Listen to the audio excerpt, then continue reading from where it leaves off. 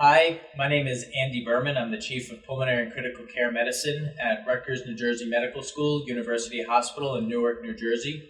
And I'm going to walk you through how to use an EPV ventilator. These are the ventilators that commonly are referred to as transport ventilators. They run on D batteries. They function quite effectively as ventilators, and I'm going to walk you through how they get attached to both the oxygen to the patient and what knobs you can turn to control the respirator.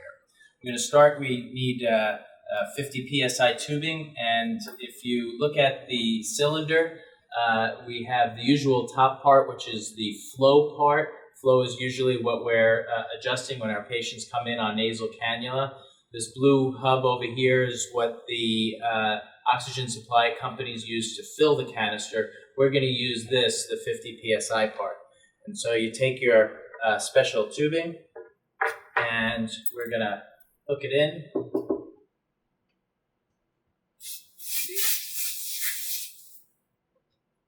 And then after it's hooked in, you make sure that it's connected to the EPV ventilator. So this is a perfect time to introduce you to the EPV. The EPV is this small box. It has an area, it's very well labeled. Here's the oxygen for PSI. It gets attached quite clearly to this area. And this part goes to the patient, again, clearly marked. The controls of the EPV are quite simple. We have a dial which controls volume. There's two colors. There's orange and black. Orange is for children and black is for adults. And you also have a set of buttons that will control the rate. So you're going to control volume and you're going to control rate.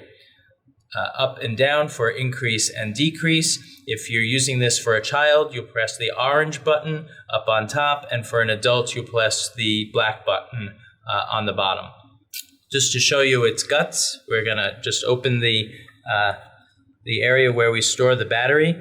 These batteries, according to the manufacturer, last around 2 days, but I'm sure that changes with the amount of volume and also the amount of PEEP, which I'll show you in a second, that you can adjust.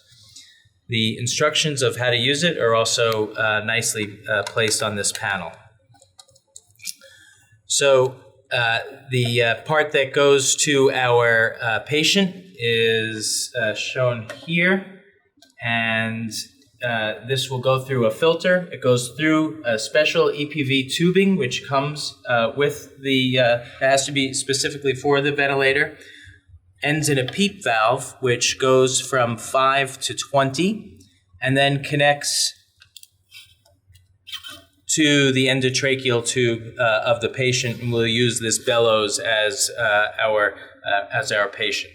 So that's really all the hookups. It's the patient to the PEEP valve, through the EPV tubing, goes through the filter, goes to the box where it says to patient, and then on the other side, the 50 psi tubing will connect it to oxygen. In this case, we have a cylinder, we have an E-tank.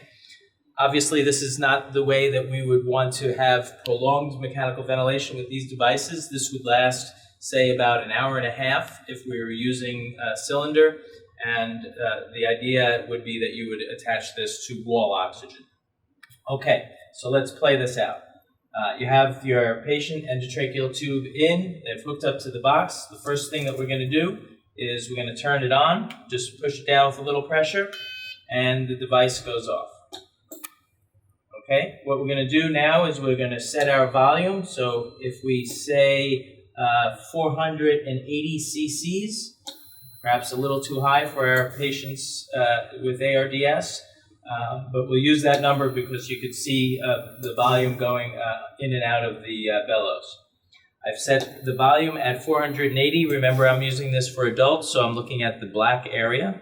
And now I'm going to set the rate. Right now it's set at 10. If I want to set it at 14, just push that down, a little bit of pressure, and set at 14. If I want it to go down, it's just the down arrow buttons. So now I've set my volume, set currently at 480. Again, that's just to make it clear with the bellows going up and down for the purpose of this video.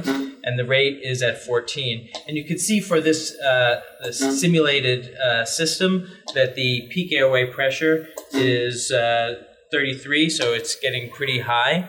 I'm going to now add a little more PEEP, and you're going to probably hear the alarm button go off. So let's go back here. Again, this is the part that's connected to the patient and where the PEEP valve is.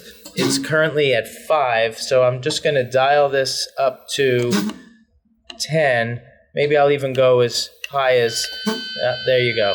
So as I increase my PEEP a little higher, I have the high pressure alarm going off, and that will go off. But if I sort of clear my system, now I've put the PEEP back to 5 again, and the alarm is turned off. The alarm will turn off if the next breath is a breath that doesn't generate a high pressure. If the pressure alarm goes off, the volume and the delivery of the volume will be terminated. Again, it's for that breath. Each breath, it cycles again. So we have a fairly simple process of adjusting the PEEP valve, adjusting the volume, and adjusting the rate, and recording airway pressures. That's really all there is to the EPV transport ventilator.